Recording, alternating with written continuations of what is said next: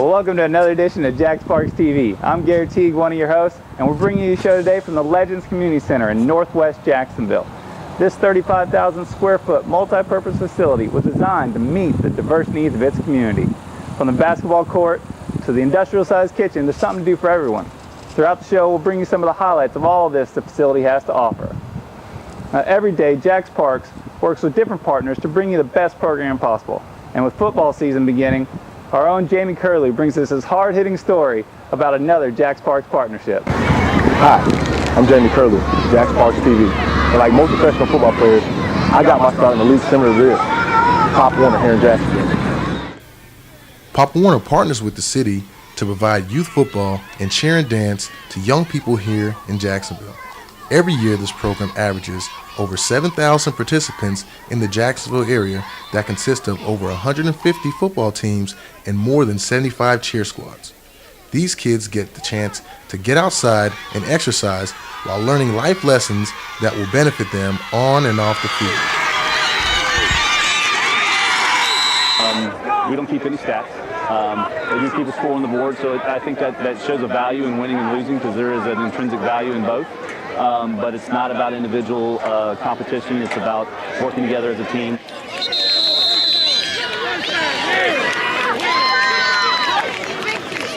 In addition to teaching positive life lessons, Pop Warner is proactive in keeping kids safe. The league maintains a strong weight class and age requirement for each age group. And like the pros, Pop Warner also regulates how long players can practice in pads. Besides teaching kids how to make the big hit, the program also ensures they hit the books. In order to participate in the program, you have to maintain at least a 2.0 the year that you're participating. There is a program for those kids that are under 2.0 that allows them to participate in the program, but they have to get a progress report each month from their teachers that says they're maintaining that 2.0 while they're participating. Pop Warner is not just for the boys. The year-end national competitions at ESPN's Wide World of Sports also host the best cheer and dance teams from coast to coast.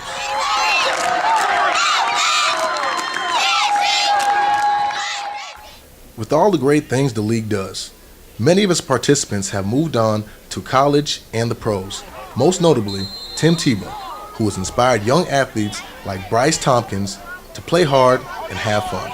I just like playing football. It's fun. And I like the excitement that it gives you when you pop somebody. It's leagues like this that have really shaped me into the man I am today. So go and sign your kids up today at popwarnerjacksonville.com. For Jax Parks, I'm Jamie Curley.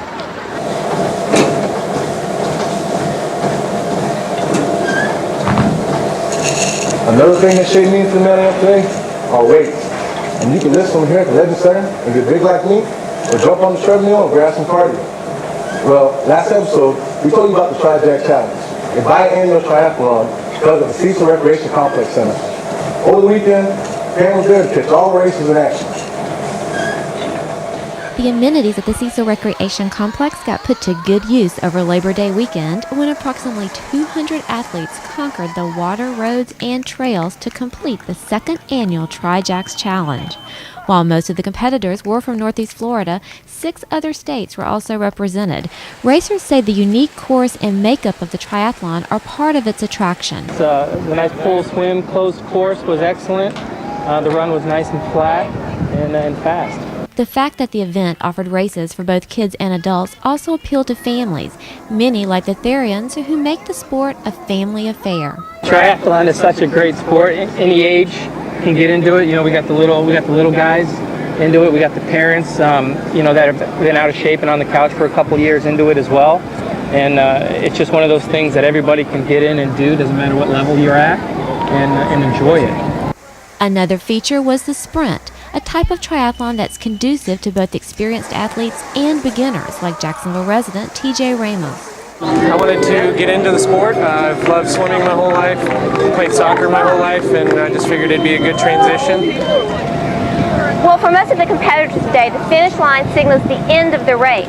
But for race director Benji DeMott, it's just the beginning.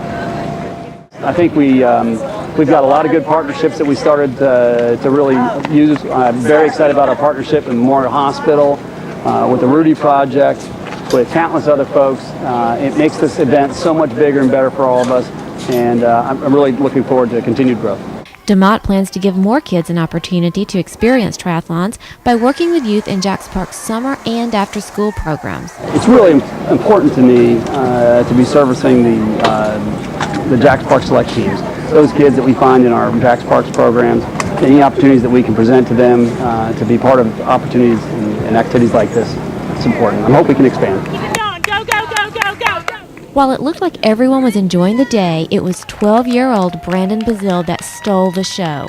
After coming in last in the swim and bike, Brandon was struggling, but he was determined to complete the race.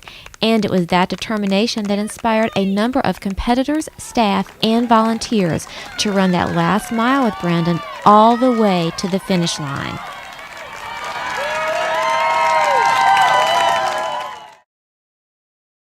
The Tri-Jacks Challenge is a twice-annual event hosted by Episcopal Amberjacks and Jacks Parks.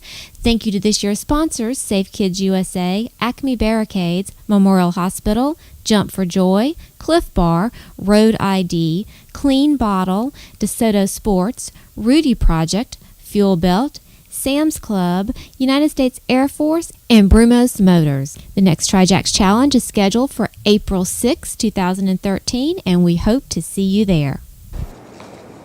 Hi, I'm Pam Roman, and I'm here to tell you about another event that will really keep your kids active. But first, a little bit more about our location. We're in the auditorium at the Legends Center. It's a very large room. It's used for productions, community meetings, and other large events. But back to that fun event. At the end of September, it's Jacks Park's annual Worldwide Day of Play. Let's check out some images from last year. This is Musical Pies. These two girls are playing the traditional Nickelodeon game, and clearly one girl has won this competition.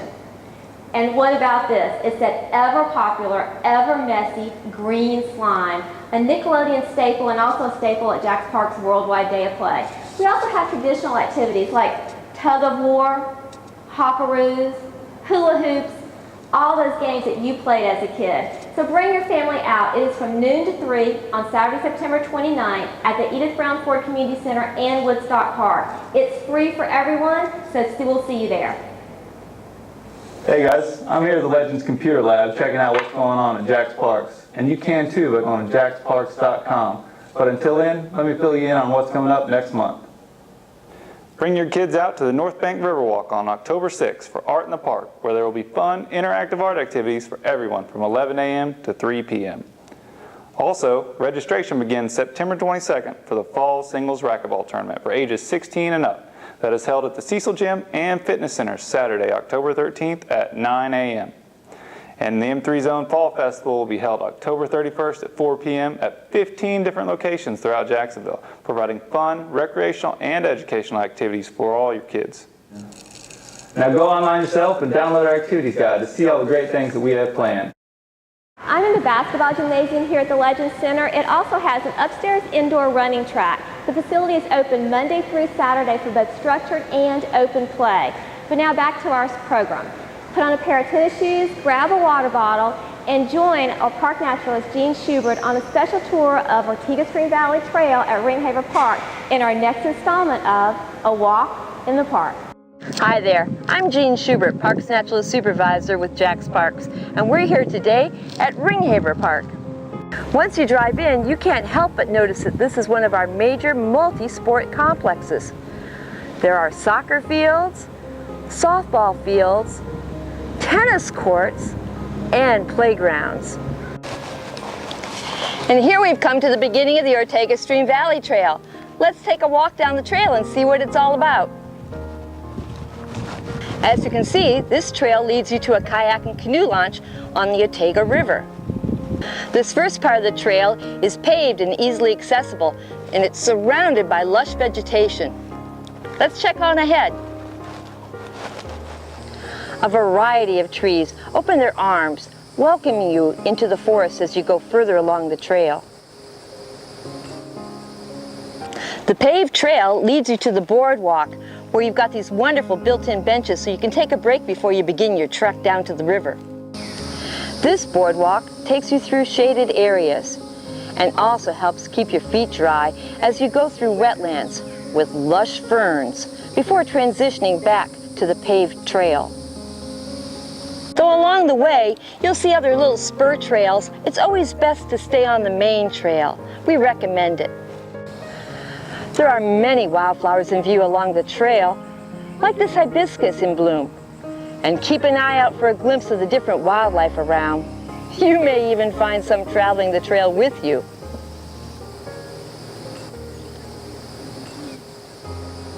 Either fork from the paved trail will bring you to this elevated boardwalk, which will take you out to the river. Let's go. As you travel this elevated boardwalk, you can check out the great vistas on either side and listen for those red-winged blackbirds.